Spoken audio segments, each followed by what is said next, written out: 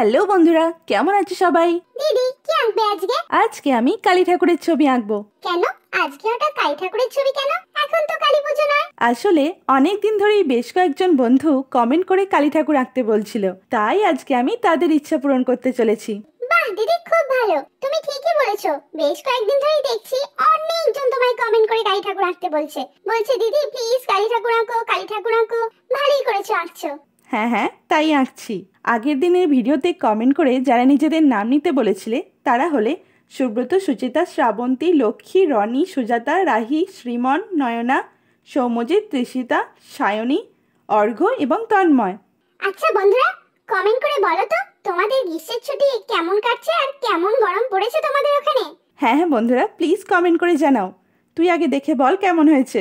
দারুণ হয়েছে দিদি, ফাটাফাটি। তোমাদের কেমন লাগলো প্লিজ জানিও।